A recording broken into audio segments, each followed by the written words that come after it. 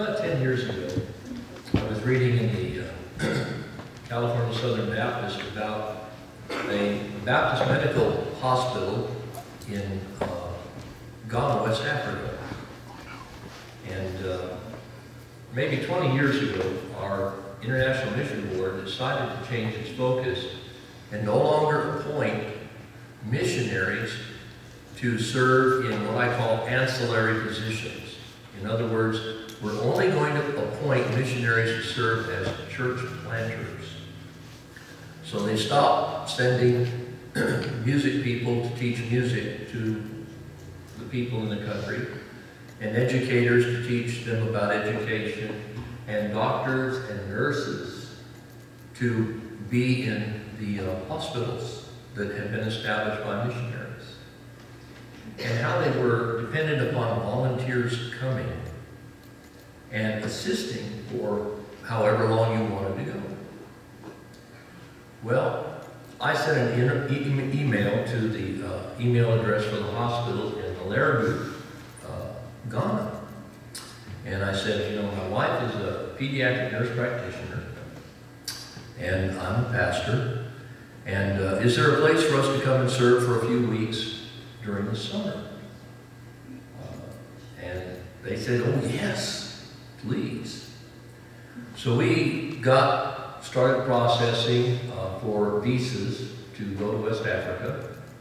We both had our passports that were active, so that wasn't a problem.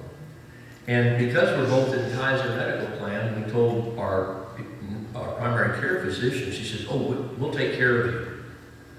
And they set up all the shots we would need. They set up all the anti-malarial pills we would need, everything that we would need to be medically sound to go to West Africa. And wow, that's great. And made our reservations on Delta at that time, because nonstop to Kennedy, and from Kennedy nonstop to Accra, the capital of Ghana. Oh, this is great. And so as soon as school got out in June, we got on a plane. We had told our church, the Japanese church in National City, about it, and they paid our airfare, round trip, to Ghana, because we want you to go and represent us to them. And wonderful. And so we arrived in Ghana on one morning, because you know those flights across the ocean are always go to sleep, we'll wake you up when we get there kind of flights. And this was no different. And we got to Ghana, into Accra. Our Baptists have what they call a mission house, which is a compound, and if our missionaries are transiting or other missionaries are transiting, they can stay there. And we arrived at 8 o'clock in the morning, and the flight north left at 7:30, so shucks, we missed it. So we spent the night there with other missionaries from other denominations. And the next morning, we were taken to the airport, and we got on a twin-engine turboprop that flies north to a city up there called Tamale. It's spelled exactly like tamale. It's just Tamale. And there's even a Baptist seminary there that had been established by our missionaries as well to train Ghanaians and prepare them for ministry also. So we flew to Tamale, a 1-hour flight, because it's 14 hours by drive. And we much preferred the flight than the drive up there. And we were met at the airport by mission personnel who took us the next 2 hours driving over some unpaved roads to the hospital in Malaribu. So that's how we got all the way up there to Malaribu, from Accra up there. And now you see where Malaribu is, located right next to the country of Togo on this side. And next slide, Mike, go ahead. So we're driving along the road, and this is just one of the little villages. You see them all along the way, Mike. And that's what they're mud huts with aluminum roofs on top of them. And wherever a few families get together, that's a village. We got to the Baptist Medical Center, And that's a statue of the founder of the Baptist Medical Center, Dr. Faile, F-A-I-L-E. It's been there for 65 years. He and his wife and his children went there when there was nothing. Appointed missionaries of the Foreign Mission Board to establish a medical work in northern Ghana. And we got there, and this is his son.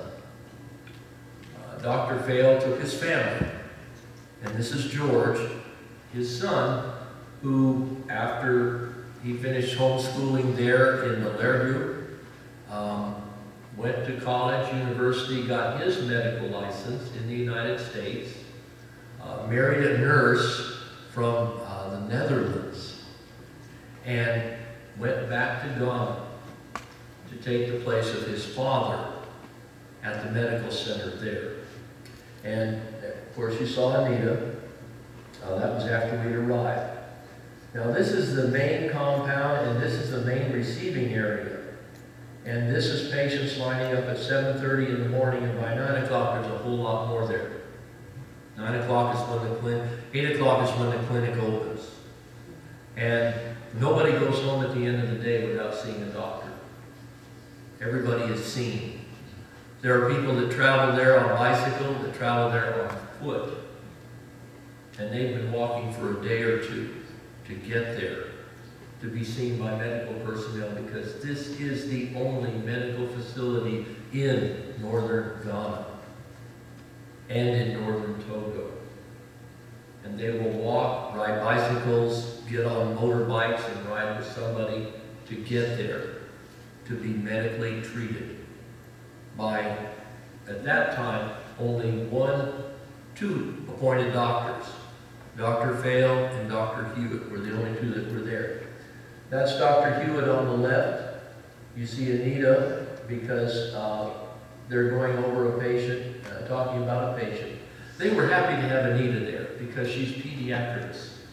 And that would relieve the doctors of having to see the children, because she could see the children, and with the help of her interpreter, make sure that she understood everything and prescribe medications for them as well.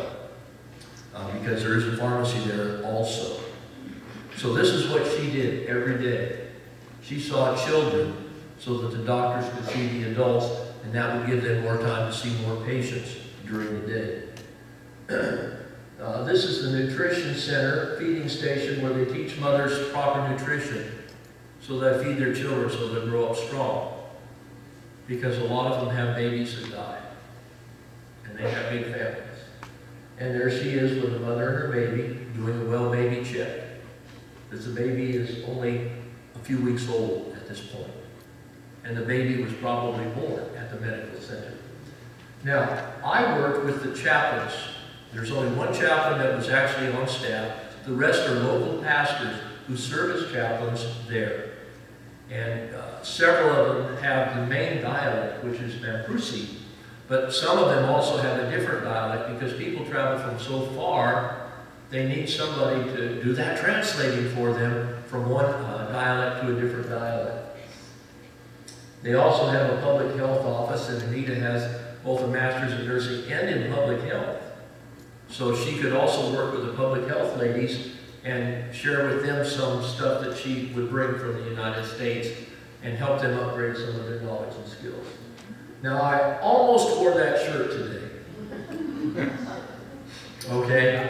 One of the first things I did after I got there, and Anita did too, we got local garb, if you will.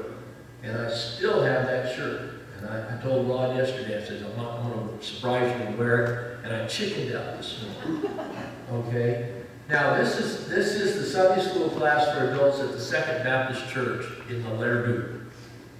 And I took this picture on my way to the church. You notice they still live in mud huts. They still have aluminum housing, even in a bigger town like the Lerdu is.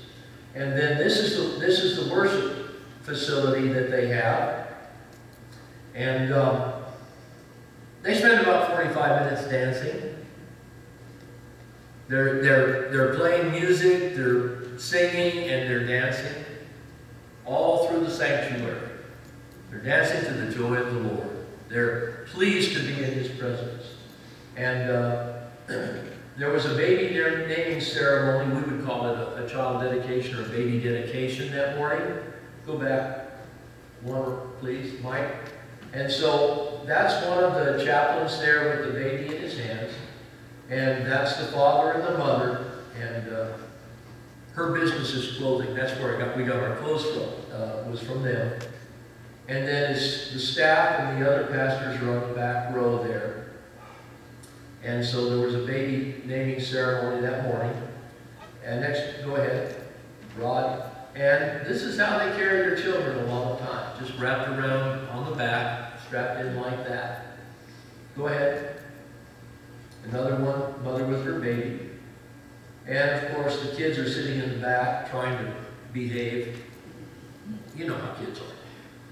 And then I preached that morning at Second Baptist, and that's my translator standing there with me because he would translate into Mamprusi. Even though English is an official language of Ghana, not everybody gets educated in English, and so he translated into Mamprusi for me. Yeah, outdoor facilities. Actually, that building over there is where there's both a men's and a women's restroom. You just got to walk to it. Now, on July the 4th, because we were there until the 7th of July, the missionaries would gather to have barbecue, just like you do here. Go back one, Mike. Jay is the area representative for the IMB. He works with the missionaries in Togo, Ghana, and Ivory Coast. And so they came over, spent the night, brought their kids with them, and Jay and I started doing the barbecue. And next, there are not necessarily missionaries. The hospital hosts medical students from around the world who want to get their hands wet in dealing with tropical medicine. And the first two girls are medical students from Kansas who paid their way to be there for a month just to learn about and observe tropical medicine.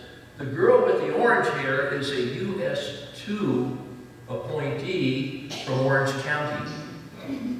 So we could talk California for a few minutes over our meal. Go ahead.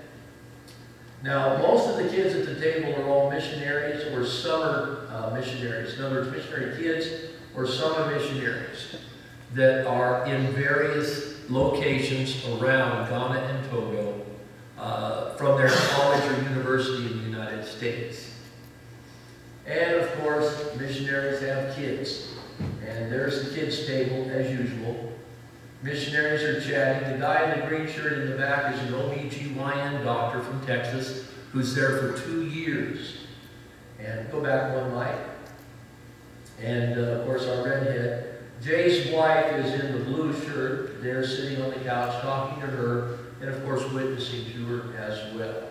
Okay?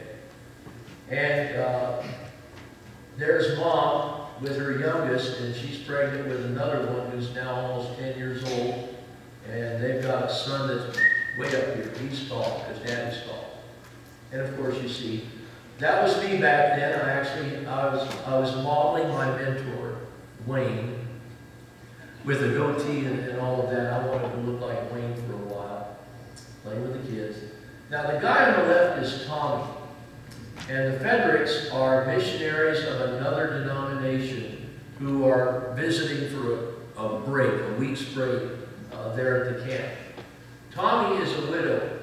Tommy and his wife moved to Ghana, Naleru, in 1986, sold everything they had in Alabama just to go and to be tent makers. And Tommy's learned the language. And Tommy has been teaching farming to people in and around Naleru and has modern farming equipment, not plows drawn by horses. And he's been teaching them farming methods for nearly 30 years.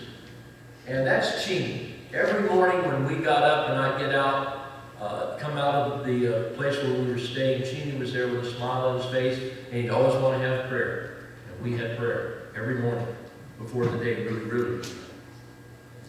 Now, on a Monday, Tommy said, we're going out into the bush.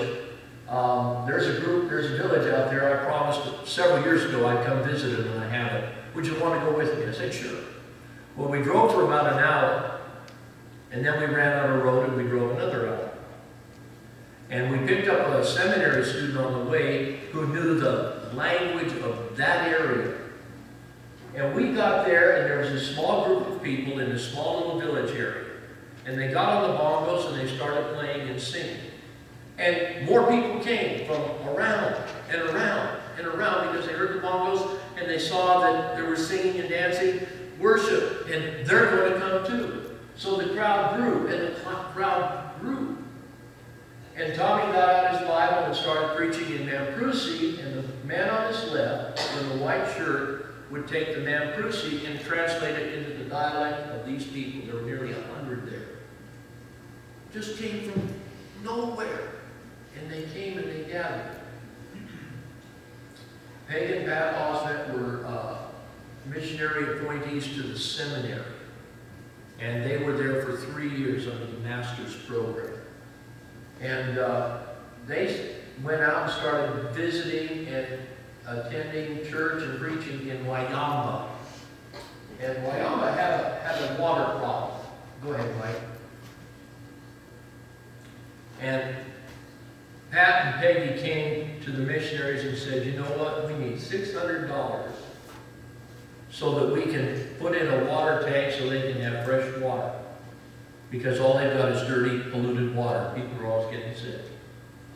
Well, we donated, and I emailed my chairman of the deacons back in National City, and I said, will the church support the rest of this? And he said, yes. So I told Pat, I said, you've got the money. Do what you need to do. The village people dug the ditch to lay the water line. Every man with a white hat, go back, Mike.